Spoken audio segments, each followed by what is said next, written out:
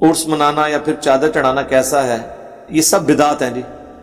موجودہ جو پیر وغیرہ کی بیعت کرنا ہے یہ بھی بدعت ہے، کوئی ثابت نہیں. بیعت اسلام میں صرف خلیفہ وقت کی ہے، اور وہ بھی اللہ رسول کے احکامات کے اندر. یہ جو بیعتیں ہیں نا پیروں فقیروں کی، اس کی کوئی اصل نہیں ہے، یہ سب اجتہادی بیعتیں ہیں، اسی پر قیاس کر کے. ہمیں اس سے بھی کوئی اعتراض نہیں ہوگا اگر یہ قرآن و سنت سکھائیں. ٹھیک ہے، استاد شاگرد کے رشتے کے تحت اگر کوئی بیعت لینا چاہتا ہے لے لے، لیکن اپنی عبادت نہ کروائے. بتائے قرآن میں، بخاری میں، مسلم میں کیا لکھا ہوا ہے، بجائے اپنے بزرگوں کی تعلیمات دینے کے. سب سے بڑی بات، تصوف کے لوگ یہ کلیم کرتے ہیں کہ ہمارے بزرگ اللہ تک، اس کے نبی تک پہنچاتے ہیں. ہم یہ کہتے ہیں آپ کے بزرگوں کے سلسلے میں جو سنت اذکار ہیں فرض نماز کے بعد کے، صبح شام کے، وہ تو 90% سے زیادہ آپ کے بابوں کے ہیں، وہ قرآن و سنت میں تو آئے نہیں ہیں. وہ تو ہم پرنٹ کر کے گرین کارڈ اور بلو کارڈ دے رہے ہیں نا آپ کو. لیکن ہمارا مسئلہ ہے کہ ہم بیعت نہیں کرتے، کیونکہ ہماری بیعت ہوئی بھی ہے اللہ سے.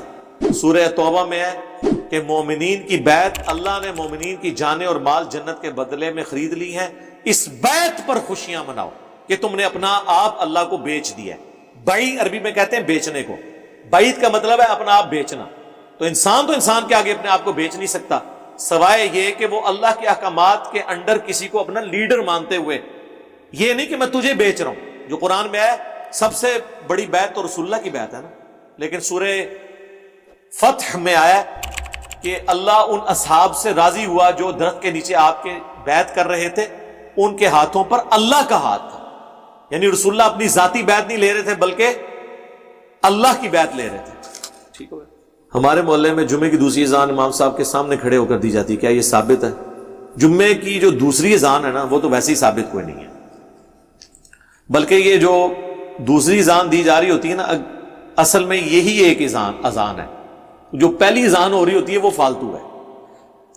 صحیح بخاری میں موجود ہے، حضرت عثمان غنی کے دور میں جمعے کی دوسری اذان شروع ہوئی تھی. اس میں لفظ تیسری کے ہیں، وہ تیسری سے مراد اقامت کو بھی بیچ میں جمع کرتے ہیں. پہلے ایک ہی اذان ہوتی تھی، اور اس میں الفاظ ہیں کہ مدینے کے بازار میں جب آبادی بڑھ گئی تو بازار میں پیرلل میں حضرت عثمان نے دوسری اذان شروع کروائی، تاکہ بازار والوں کو پتہ چل جائے کہ جمعے کا ٹائم ہو چکا ہے. گھڑیاں تو نہیں ہوتی تھی، اذان کی آواز ہی ہوتی تھی. تو جمعے کی دو اذانیں مسجد کے اندر دینا یہ بدعت ہے. حضرت عثمان نے نہیں دی ہیں، یہ جھوٹ بولتے ہیں. حضرت عثمان نے ایک ہی اذان کو پیرلل میں دو جگہ کیا، جس کا ایکویلنٹ آج کل سپیکر ہے. اب یہ جو حنفی دے رہے ہیں بریلوی دیوبندی اور اہل حدیث کو کہتے ہیں جی اہل حدیث تو حضرت عثمان کی سنت میں عمل نہیں کرتے، یہ تو صحابہ کو نہیں مانتے. وہ صحابہ نے شروع کروائی ہو تو مانتے ہیں نا. حضرت عثمان نے تو جمعے کی دوسری اذان شروع نہیں کروائی، وہ تو پیرلل میں بازار میں شروع کروائی تھی. مسجد میں ایک ہی اذان ہوتی تھی. اور وہ اذان یہاں پہ وہ ہے جو خطیب کے سامنے وہ دیتے ہیں نا، وہ والی اذان، وہ اذان عربی کا، وہ جو امام عربی والا خطبہ شروع کرتا ہے اس سے پہلے ہوتی ہے. اصل اذان وہی ہے. جو 12:30 دے رہے ہوتے ہیں نا وہ اذان فالتو ہے ان کی، کیونکہ حنفیوں کا تو وہ کہتے ہیں نا اصل خطبہ اس وقت شروع ہوتا ہے. رہ گئے اہل حدیث، تو اہل حدیث چونکہ خطبہ سنت کے مطابق دیتے ہیں، دونوں خطبات کھڑے ہو کر اور عربی اور اردو کو مکس کر کے، کیونکہ خطبہ تذکیر ہے. اللہ کی حمد درود شریف آپ عربی میں اور باقی تقریر تو آپ اردو میں کریں گے.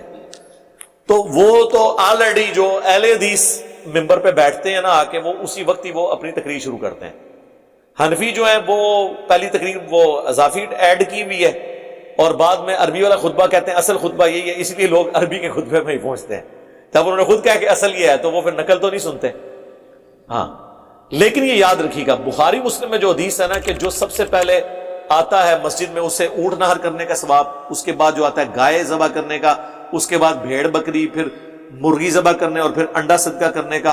اس میں الفاظ ہیں جب خطیب ممبر پہ بیٹھ جاتا ہے تو فرشتے رجسٹر بند کر دیتے ہیں اور وہ ذکر سنتے ہیں، یعنی خطیب کی باتیں، بشرطے کہ کہانیاں نہ ہوں. تو حنفیوں کی جو پہلی تقریر ہے نا اردو والی، اس میں چونکہ حنفی امام ممبر پہ بیٹھ جاتا ہے، لہذا جب وہ ممبر پہ بیٹھ گیا اس کے بعد جو آئے گا اسے جمعے کا عام ثواب ملے گا، خاص ثواب اس کا ختم. عربی خطبہ چھوڑ دو کیونکہ خطیب ممبر پہ چڑھ چکے ہیں. یہ ذہن میں رکھیے گا. رہ گیا وہ سامنے دینا، اس طرح کی کوئی ڈیٹیلز نہیں آئی کہ آپ نے بالکل امام کے سامنے کھڑے ہو کے دینا ہے، سائڈ پہ دینا ہے. بلکہ اعلیٰ حضرت کا تو فتویٰ ہے کہ مسجد میں اذان دینا ہی گناہ ہے. وہ کہتے ہیں مسجد کی توہین ہے، مسجد میں اذان دینے کا تک کوئی نہیں، وہ کہتے ہیں اس لیے کہ اذان تو ہوتی تھی مسجد سے باہر لوگوں کو انفارم کرنے کے لیے، تو حضرت بلال تو مینار پہ چڑھ کے اذان دیتے تھے، مسجد کی چھت پہ دیتے تھے، دائیں بائیں حی علی الصلاح حی علی الفلاح پہ چہرہ بھی پھیرتے تھے، ثابت ہے سنن ترمذی کے اندر، تاکہ لوگوں کو پتہ چلے کہ مسجد میں آؤ، کیونکہ اس وقت سپیکر نہیں ہوتے تھے، گھڑیاں نہیں ہوتی تھی، الارم نہیں ہوتے تھے۔ یہ لاجیکلی ان کی بات درست ہے، مسجد کے اندر تو اذان دینے کی کوئی ضرورت نہیں ہے نا، اذان تو باہر کے لوگوں کو بتانے کے لیے، لیکن وہ کہتے ہیں مسجد کے اندر اذان دینا توہین ہے۔ یہ غلو ہے، توہین کہاں سے ہو گیا؟ اگر وہی کام سپیکر سے پورا ہو رہا ہے اور آپ نارمل آواز میں اذان دے رہے ہیں، اچھا ان کو اذان میں توہین نظر آتی ہے جو اللہ ہو کی ضربیں مسجد میں لگواتے ہیں اونچی آواز میں، اور جو آنے پہ نعرے لگواتے ہیں میلاد کے جلسوں میں اور مولویوں کے آنے پہ، وہ کوئی توہین نہیں ہے۔ اس لیے آپ دیکھیں جو پکے رضوی ہیں نا اعلیٰ حضرت کے ماننے والے، انہوں نے باقاعدہ طور پر مسجد کے اندر ایسی جگہ ڈکلیئر کی ہوئی ہیں جو مسجد سے باہر ہیں۔ جی فیضان مدینہ کراچی میں آپ چلے جائیں، جو مرکز ہے دعوت اسلامی کا، الیاس قادری صاحب مدنی چینل والوں کا، اتنی بڑی مسجد ہے، آپ کو مسجد کے سینٹر میں ایک چبوترا نظر آئے گا، آلموسٹ اتنا، جس کے چاروں طرف وہ گرل بھی لگی ہوئی ہے لکڑی کی، ریلنگ جسے آپ کہتے ہیں، بڑا خوبصورت۔ آپ پہلے پریشان ہو جائیں گے کہ کوئی مقبرہ کسی کا بنا ہوا ہے، کوئی قبر بنی ہوئی ہے، یہ کوئی خاص جگہ ہے، ادھر کوئی پانی نکلا ہے، ایسی کہتے ہیں نا بزرگ، اے خوہ پہلے دودھ سی، بزرگاں نے دعا کر کے دوبارہ پانی بڑھایا ہے، کیونکہ بزرگاں نے کھودا سی تو دودھ نکلتا سی بچوں، ساڑھے جیل میں کہتے ہیں وہ دودھ، لیکن پانی بن گیا، تاثیر حالے بھی دودھ ڈالی ہے۔ اچھا ان کو پتہ نہیں دودھ میں ویسے ہی 90% پانی ہوتا ہے، تو وہ آپ ان سے پوچھیں گے نا یہ آپ نے بیچ میں چبوترا کیوں بنایا ہوا ہے سینٹر میں، اس کے آگے بھی صفحے ہیں، پیچھے بھی صفحے ہیں، دائیں بائیں بھی جگہ ہے، اور امام کی سیدھ میں بالکل چبوترا ایک اونچا۔ وہ کہتے ہیں یہ ہم نے مسجد بناتے وقت شروع میں اسے مسجد سے باہر ڈکلیئر کر دیا تھا، کیونکہ مسجد کے اندر اذان دینا منع ہے، لہٰذا اس چبوترے پہ کھڑے ہو کے جب اذان دیتے ہیں گویا کہ باہر ہے۔